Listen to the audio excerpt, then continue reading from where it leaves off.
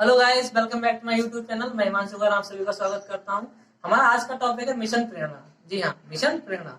देखिए, उत्तर प्रदेश सरकार द्वारा बहुत सारे मिशन चलाए जा रहे हैं, जैसे कि मिशन शक्ति जो कि नारी शक्ति को बढ़ावा देने के लिए है। मिशन कायाकल्प जो हमारे प्राइमरी स्कूल्स हैं उनके इंफ्रास्ट्रक्चर में बदलाव लाने के लिए। इसी प्रकार से प्राइमरी स्कूल की एजुकेशन को प्रमोट करने के लिए और बढ़ावा देने के लिए मिशन प्रेरणा नाम का एक अभियान चलाया जा रहा है। इसका उद्देश्य सिर्फ यही है कि वो बुनियादी शिक्षा पर बल देता है, और जो बुनियादी शिक्षा है मतलब जो प्राइमरी एजुकेशन है उसको हम इस लेवल का बनाएं कि बच्चा आगे जाकर जब पढ़ने जाए तो उसे एटलीस्ट उसका बेसिक क्लियर होना चाहिए और उसे अच्छे से समझ में आ जाए।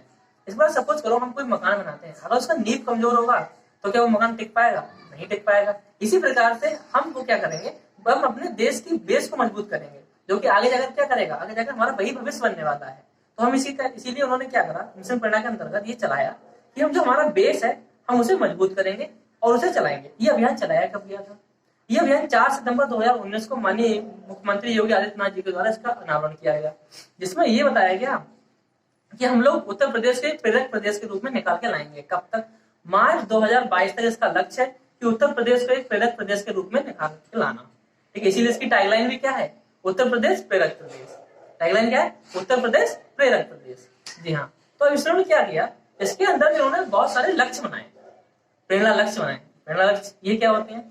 ये न्यूनतम दक्षता होती है जो किसी भी विद्यार्थी को उस पर्टिकुलर क्लास के अंतर्गत आनी चाहिए, जो क्या कहलाती है, तो उस क्लास का प्रेरणा लक्ष्य कहलाता है। अब ये क्या थे? हर क्लास के अलग अलग लक्ष्य थे। क्लास 1 का दूसरा लक्ष्य था, 2 के, 3 के, 4 के, 5 के अलग अलग लक्ष्य थे। कौन कौन से? 2 भाषाओं।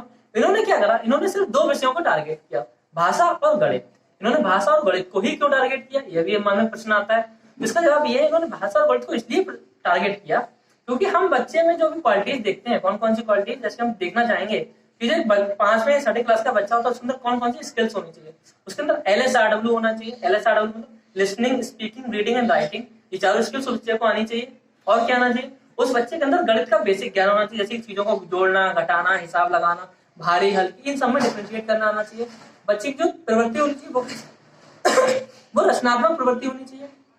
मुझे कुछ ना कुछ क्रिएटिविटी आनी चाहिए बच्चे के अंदर। इन सब चीजों को हम जैसे डेवलप करेंगे, वो कैसे डेवलप करेंगे, वो हम इन 2 विषयों में हमने देखा कि हम इन 2 विषयों के तहत ये सारी क्वालिटीज हम बच्चे के अंदर डेवलप कर सकते हैं।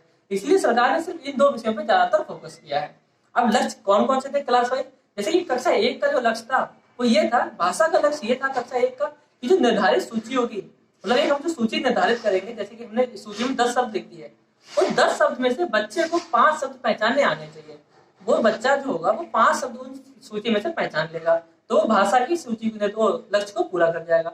गणित में निर्धारित संख्याओं में से बच्चा 5 संख्याएं पहचान ले कम से कम। ठीक है, इसी प्रकार कक्षा 2 में क्या हुआ, बच्चा शब्द पहचानना सीख गया, तो हमने क्या करा, हमने उसे पढ़ने की प्रैक्टिस कराई। यानी कि हम उसे किताब दी हमने उसे, तो वो बच्चा 20 शब्द प्रति मिनट के 20 शब्द प्रति मिनट के प्रवाह से पढ़े भाषा में, तो वो हिंदी भाषा का लक्ष्य पूरा कर जाएगा। गणित में उसी बच्चे को जोड़ो घटाने के सवाल आने चाहिए, बिना हासिल के जोड़ो घटाने के सवाल। कक्षा 3 में जो पढ़ने की स्पीड थी वो 20 शब्द से बढ़ा के कैसे कर दी, 30 शब्द प्रति मिनट के प्रवाह से कर दी हमने।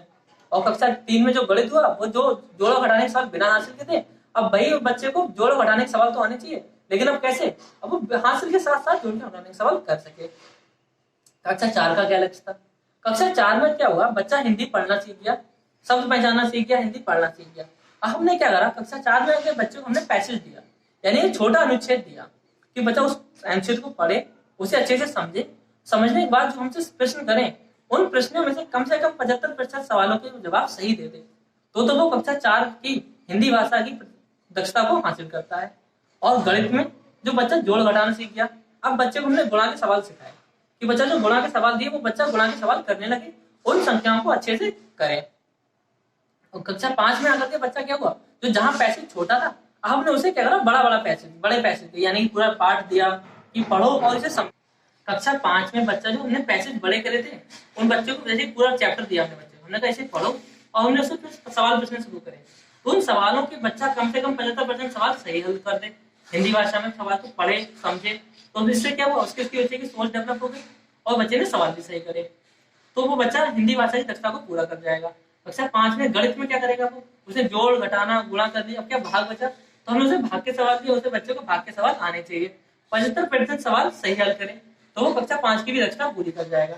ये सारी क्या थी, ये सारी थी प्रेरणा लक्ष्य जो इस क्लास के बच्चे को आनी चाहिए, मिनिमम रिक्वायरमेंट्स होती है जो इस क्लास के स्टैंडर्ड को होनी चाहिए।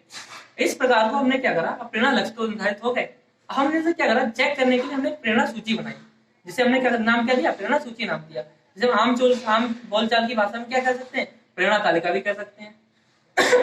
प्रेरणा तालिका में क्या होता है, एक साइड तो बच्चों के नाम होते हैं, नीचे साइड क्या होता है, विषय के बच्चे के टॉपिक्स होते हैं, जो भी इस क्लास के टॉपिक होंगे, टॉपिक और सब टॉपिक्स होंगे।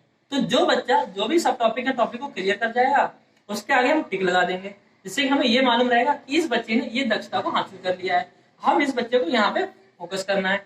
और जो बच्चा नहीं कर पा रहा है उसके हम पीछे उसके रीजंस जाने कि बच्चा कर क्यों नहीं पा रहा है, इसके पीछे इसके रीजंस क्या है, कोई उसका ड्रॉबैक्स क्या है, उसे समझने में दिक्कत आ रही है, जो भी प्रॉब्लम होगी उसे हम समझ के उस बच्चे को भी उस लक्ष्य तक लेकर आएंगे।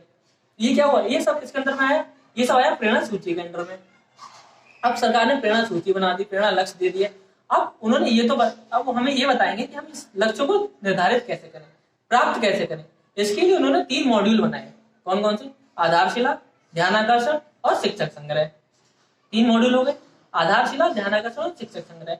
इन 3 मॉड्यूल के माध्यम से उन्होंने हमें ये बताया कि हम जो टारगेट्स हैं, जो हमारे लक्ष्य, उन्हें हम कैसे प्राप्त करें। आधारशिला पहला मॉड्यूल है। आधारशिला क्या है, ये पहला मॉड्यूल है जिसमें ये बताया गया है कि जो बच्चा है वो लर्निंग आउटकम्स को कैसे अचीव करता है, टीचर आउटकम्स को कैसे अचीव कर रहा है, वो सब किसमें बताया गया है, ये सब आधारशिला के अंदर में बताया गया है। ये किस पे बल देता है, आधारशिला लर्निंग आउटकम से बल देता है, जो टीचिंग टेक्निक्स है हमारी उन सब पे बल देता है। कि मतलब इसमें ये बताया गया है कोई एक टीचर है, वो टीचर को जो टारगेट्स हैं, जो लक्ष्य है, उसे अचीव करने के लिए कौन कौन से तरीके यूज करने चाहिए, इन सब के बारे में उसमें जिक्र किया गया है। ये कौन से सिद्धांत पे काम करता है आधारशिला, आधारशिला ERAC वाले सिद्धांत पे काम करता है। ERAC का सिद्धांत मतलब अनुभव, चिंतन, अनुप्रयोग और निष्कर्ष, ये 4 सिद्धांतों पे ये काम करता है। जिसमें ये सब बताया गया कि हम कैसी चीज को कैसे पहले अनुभव करेंगे, उसके बाद ही उसका कंक्लूजन सब प्रोसेस करते करते लास्ट में क्या करेंगे, लास्ट में उनको हम कंक्लूड कर देंगे, यानी कि उसका हम निष्कर्ष निकालेंगे। और हमें निष्कर्ष में क्या मिलेगा, या तो रिजल्ट तो मिलेगा, या तो पॉजिटिव होगा या तो नेगेटिव होगा। ठीक है, तो रिजल्ट जो भी होगा उसके हिसाब से हम आगे की वो करेंगे, व्याख्या करेंगे, आगे हम अपने तरीके यूज करेंगे, आगे अपनी स्टैटिस्टिक्स बनाएंगे कि हम आगे बच्चों को और क्या क्या सुधार करें। नेक्स्ट क्या आता है, नेक्स्ट आता है ध्यानाकर्षण। ठीक है, अब ध्यानाकर्षण में नेक्स्ट आता है ध्यानाकर्षण। ध्यानाकर्षण में क्या किया गया, ध्यानाकर्षण जो फोकस करता है वो रेमेडियल टीचिंग पे फोकस करता है। रेमेडियल टीचिंग मतलब जो बच्चे, एक होते हैं क्लास में 2 टाइप के बच्चे होते हैं, एक होते हैं फास्ट लर्नर, एक होते हैं स्लो लर्नर। तो स्लो लर्नर्स बच्चे होते हैं, उन्हें हम और बच्चों के साथ कैसे मैच करें, इसमें रेमेडियल टीचिंग हम उनको दे सकते हैं, एक्स्ट्रा क्लासेस दे सकते हैं। ये किस सिद्धांत पे काम करता है, ये सिद्धांत पे काम करता है टीचिंग लर्निंग साइकिल पे। टीचिंग लर्निंग साइकिल क्या होता है, इंट्रोडक्शन, टीचिंग लर्निंग साइकिल क्या होता है, इंट्रोडक्शन, प्रैक्टिस और असेसमेंट। ये 3 साइकिल्स होते हैं, इसमें पहले बच्चों को इंट्रोड्यूस कराएंगे, फिर उसके बाद में उसका हम क्या करेंगे, प्रैक्टिस करेंगे, फिर हम बच्चे को जांचेंगे कि बच्चे कहाँ पे उसका लेवल इंक्रीज हुआ या नहीं हुआ। ये सब किसमें बताया गया है, ये सब रेमेडियल टीचिंग में बताया गया है, जो कि हमारे ध्यानाकर्षण के अंतर्गत में आता है।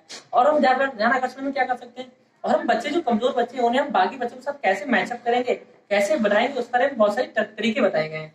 जैसे कि हम बच्चों को पेयर लर्निंग के थ्रू बता सकते हैं। पेयर लर्निंग मतलब क्या हुआ, 2 बच्चे होते हैं, एक बच्चा होता है, सपोज कोई बच्चा है कमजोर है, वो इस वजह से भी कमजोर होता है कि वो टीचर से पूछने में घबराता है, तो हम उसे क्या करेंगे, उस बच्चे को उसी के सहपाठी जो कि तेज है उसके साथ बिठा देंगे। इसमें क्या हुआ, अगर उसका बैठेगा तो क्या हुआ, वो टीचर से ना पूछेगा, बच्चे से भी साथ कंक्लूड कर सकता है, डिस्कस कर सकता है, जिससे क्या होगा, जिसका जो माइंड लेवल होगा वो मैचअप हो जाएगा। नेक्स्ट आता है और कौन सा प्रोजेक्ट वर्क होते हैं। कुछ बच्चे होते हैं वो पढ़ाने ज्यादा करके सीखते हैं, यानी करके सीखने में बल दिया गया है इसमें। करके सीखने मतलब प्रोजेक्ट हमने किसी बच्चे को दिया और बच्चा खुद से करेगा तो क्या होगा, बच्चा सीखेगा। ये क्या होता है, प्रोजेक्ट वर्क होते हैं। नेक्स्ट आता है शिक्षक संग्रह। थर्ड पॉइंट क्या होता है हमारा, थर्ड आता है शिक्षक संग्रह। शिक्षक संग्रह मतलब क्या होता है, जो टीचर्स होते हैं, जो भी टीचर्स हैं वो क्या करते हैं, वो अपने बहुत सारे टेक्निक्स यूज करते हैं। जैसे कि अपना TLMs लेके आते हैं बच्चों को सिखाने के लिए। TLM क्या होता है, जैसे कि TLM कोई हमने मॉडल बना के ले आए, मॉडल बना के बच्चों को सिखाते हैं, TLMs बना के सिखाते हैं, यानी कि चार्ट पेपर में कुछ लिख के ले आए। इससे बच्चा क्या होता है, वो देख के थोड़ा अट्रैक्ट होता है और सीखने के प्रति क्या होती है, ललक बढ़ती है। वो शिक्षक संग्रह होती है। टीचर डायरी होती है। टीचर डायरी क्या होती है, उसमें टीचर अपना डेली का रिकॉर्ड मेंटेन करता है कि हमने किस बच्चे को क्या पढ़ाया। टीचिंग प्लान्स बनाते हैं, टीचिंग लेसन प्लान्स होते हैं। ये सब क्या होता है, ये सब हमारे शिक्षक संग्रह के अंतर्गत में आते हैं। ये सारे मॉड्यूल्स हमें, जो मॉड्यूल्स हैं वो क्या प्रमोट करते हैं, वो हमें जो हमारी जो टेक्निक्स हैं उन्हें प्रेरणा लक्ष्य को प्राप्त करने में हेल्प करते हैं। और सारी हमें जो भी हमारे अचीवमेंट्स होते हैं, जो भी हम बच्चों को सिखा सकते हैं, उनके जो भी लक्ष्य है उन्हें हम बच्चों को और इम्प्रूव कर सकते हैं, बच्चों की स्किल्स को। इन सब सारी चीजों में इन तीनों मॉड्यूल में डिटेल में बताया गया है। I hope you like my video. If you do like that, please do like, share and comment my video. Thank you. Bye.